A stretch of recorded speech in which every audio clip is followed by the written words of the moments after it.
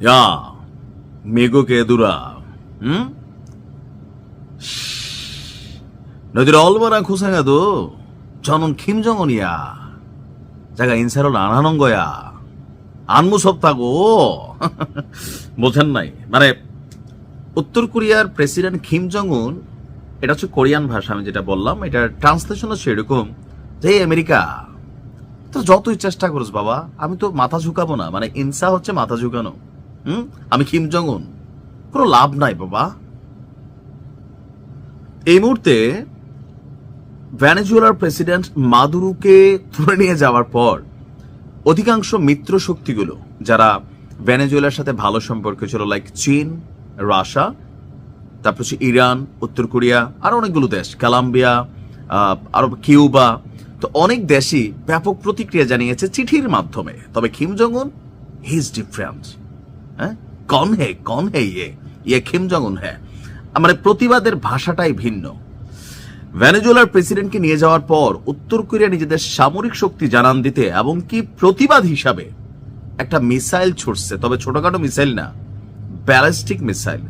আপনি জেনে আশ্চর্য হবেন, উত্তর কোরিয়ার অস্ত্র ভান্ডারে পারমাণবিক মেশিনারিজ থেকে মানে এমন এমন জিনিস, পারমাণবিক সাবমেরিন মেশিনারিজ, যেটা সোজা আমেরিকাতে গিয়া টাচ করতে পারে এমন অনেক মেশিনারিজ তারা বানাই রাখছে।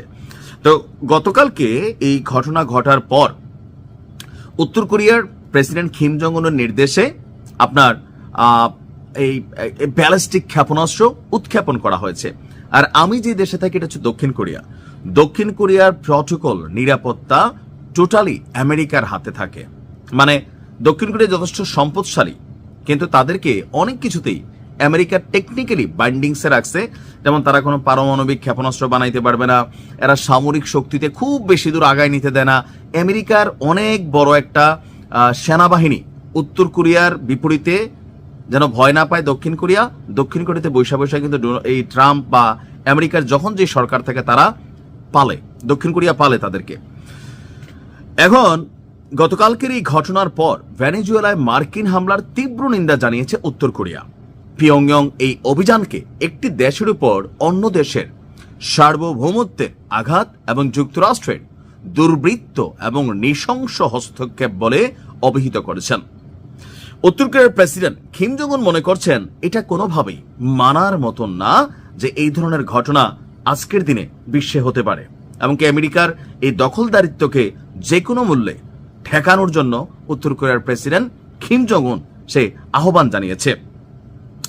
আর আহ্বান জানানোর পরপরই একটা ক্ষেপণাস্ত্র ছুটছে, ব্যালিস্টিক ক্ষেপণাস্ত্র।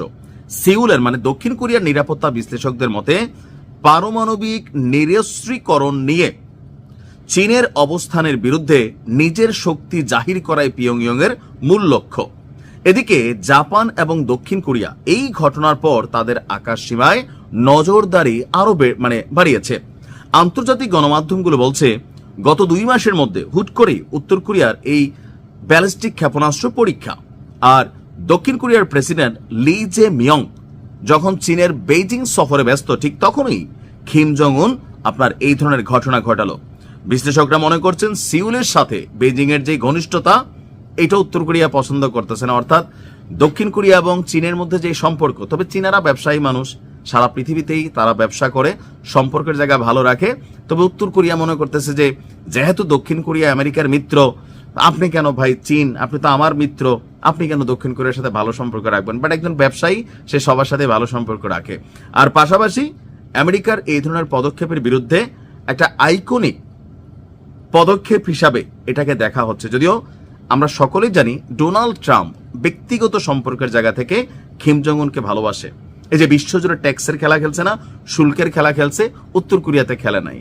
অনেক কিছুতেই কিম জং উনকে আমেরিকার প্রেসিডেন্ট ট্রাম্প পছন্দ করে। সর্বশেষ যখন ক্ষমতায় ছিল কিম জং উনের সাথে কিন্তু ট্রাম্প দেখা করছে, সাক্ষাৎ করছে। উত্তর কোরিয়া যায় না, অন্য একটা দেশে, আমার এই মুহূর্তে খেয়াল নেই, সো বুঝতেই পারছেন। তবে কিম জং উন মনে করে যে যতই মিশামিশি হোক, তুমি ভাই আমার বন্ধু না। এখন এই পদক্ষেপকে আইকনিক পদক্ষেপ হিসেবে দেখা হচ্ছে। ভালো থাকুন।